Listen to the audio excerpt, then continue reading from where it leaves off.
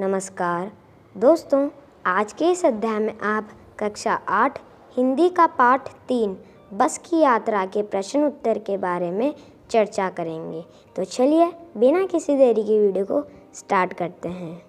सबसे पहले हम पढ़ते हैं कारण बताएं। पहला प्रश्न है, मैंने उस कंपनी के हिस्सेदार की तरफ पहली बार श्रद्धा भाव से देखा। लेखक के मन में हिस्सेदार साहब के लिए श्रद्धा क्यों जग गई? उत्तर है, लेखक के मन में बस कंपनी के हिस्सेदार साहब के लिए श्रद्धा इसलिए जाग गई कि वह टायर की स्थिति से परिचित होने के बावजूद भी बस को चलाने का साहस जुटा रहा था। कंपनी का हिस्सेदार अपनी पुरानी बस की खूब तारीफ कर रहा था।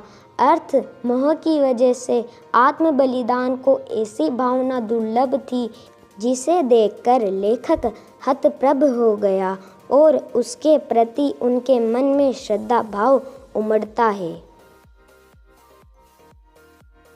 अगला प्रश्न है, लोगों ने सलाह दी कि समझदार आदमी इस शाम वाली बस में सफ़र नहीं करते। लोगों ने यह सलाह क्यों दी? इसका उत्तर है, लोगों ने लेखक को यह सलाह इसलिए दी क्योंकि वे जानते थे कि बस की हालत बहुत ख़राब है। बस का कोई भरोसा नहीं है कि यह कब और कहाँ रुक जाए। शाम बीतते ही रात हो जाती है और रात रास्ते में कहाँ बितानी पड़ जाए कुछ पता नहीं रहता। उनके अनुसार यह बस डाकिन की तरह है। अगला प्रश्न है, ऐसा जैसे सारी बस ही इंजन है और हम इंजन के भीतर बैठे हैं। लेखक को ऐसा क्यों लगा? इसका उत्तर है, जब बस चालक ने इंजन स्टार्ट किया तब सारी बस झनझनाने लगी। लेखक को ऐसा प्रतीत हुआ कि पूरी बस ही इंजन है, मानो वह बस के भीतर न बैठकर इंजन के भीतर बैठा हुआ हो।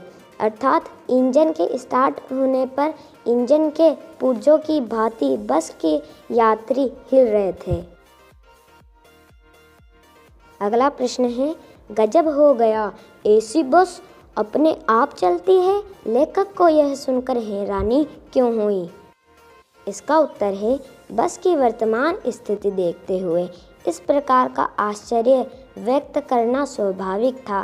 देखने से लग नहीं रहा था कि बस चलती भी होगी, परंतु जब लेखक ने बस के हिस्सेदार से पूछा तो उसने कहा, चलेगी ही नहीं, अपने आप चलेगी।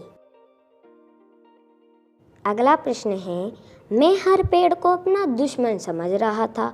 लेखक पेड़ों को अपना दुश्मन क्यों समझ रहा था? उत्तर है, बस की जर्जर अवस्था से लेखक को ऐसा महसूस हो रहा था कि बस की स्टीयरिंग कहीं भी टूट सकती है तथा ब्रेक फेल हो सकता है। ऐसे में लेखक को डर लग रहा था कि कहीं उसकी बस किसी पेड़ से टकरा न जाए। एक पेड़ निकल जाने पर वह दूसरे पेड़ का इंतजार करता था कि बस कहीं इस पेड़ से न टकरा जाए। यही वजह है कि लेखक को हर पेड़ अपना दुश्मन लग रहा था। पाठ से आगे। इसका पहला प्रश्न है, सविनय अवज्ञा आंदोलन किसके नेतृत्व में, किस उद्देश्य से तथा कब हुआ था? इतिहास की उपलब्ध पुस्तकों के आधार पर लिखिए। इसका उत्तर है, सविनय अवज्ञा आंदोलन महात्मा गांधी के नेतृत्व में 1930 में अंग्रेजी सरकार से असहयोग करने तथा पूर्ण स्वाधीनता प्राप्त करने के लिए किया गया था। अगला प्रश्न है, सविनय अवज्ञा का उपयोग व्यंग्यकार ने किस रूप में किया है? लिखिए। उत्तर है, सविनय अवज्ञा आंदोलन 1930 में सरकारी आदेशों का पालन न करने के लिए किया था। इसमें अंग्रेजी सरकार के साथ सहयोग न करने की भावना थी।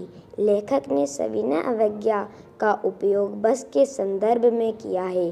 वह इस प्रतीकात्मक भाषा के माध्यम से यह बताना चाह रहा है कि बस विनयपूर्वक अपने मालिक व यात्रियों से उसे स्वतंत्र करने का अनुरोध कर रही है।